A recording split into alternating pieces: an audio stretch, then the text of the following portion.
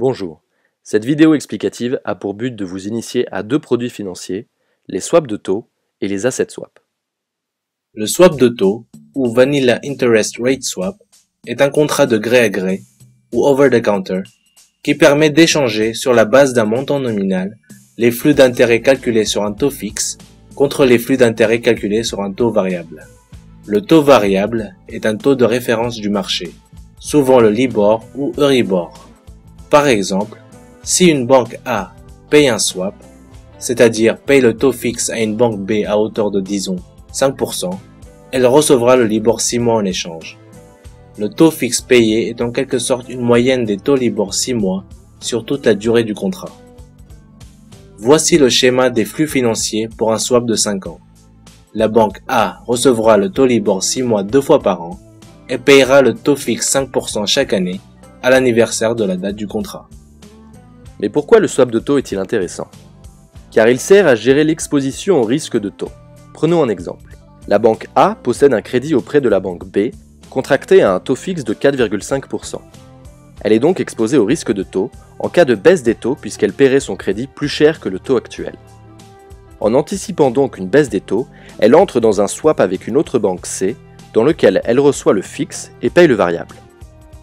Au lieu des 4,5% fixes avant la mise en place du swap, la banque A se retrouve maintenant à payer Euribor 3 mois plus 15 points de base. Si les taux baissent en dessous de 4,35%, elle réalisera donc une économie sur ses paiements d'intérêt. Voici comme exemple un écran Bloomberg énonçant les prix des swaps pour la devise euro pour des maturités allant de 1 an à 50 ans.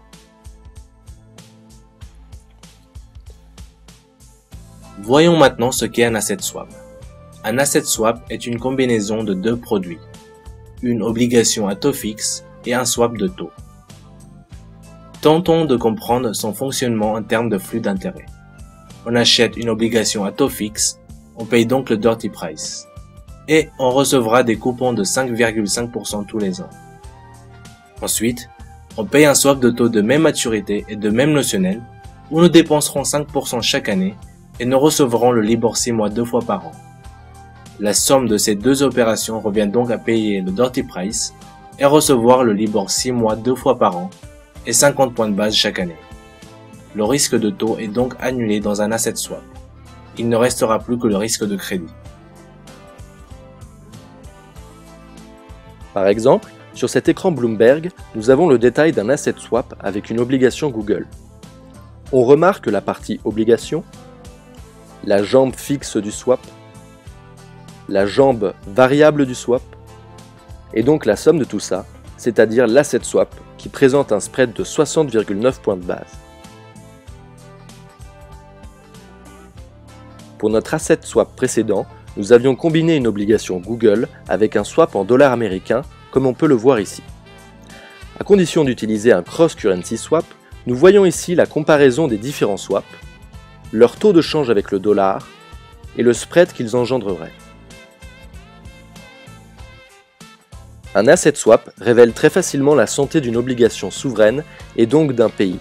Comme nous le voyons sur ce graphe d'asset swap utilisant une obligation souveraine grecque, un pic du spread a eu lieu en avril 2010, juste après la demande officielle par la Grèce de l'activation du plan d'aide. Comparons donc deux obligations souveraines. Sur cet écran d'obligations françaises, l'asset swap présente un spread de 38,9 points de base pour un yield de 2,123%. Quant à elle, une obligation grecque affiche un spread de 617,2 points de base pour un yield de 10,705%. Cependant, nous voyons que l'asset swap est en baisse depuis 6 mois. Merci d'avoir regardé notre vidéo. Pour plus d'informations, n'hésitez pas à visiter nos sites web respectifs.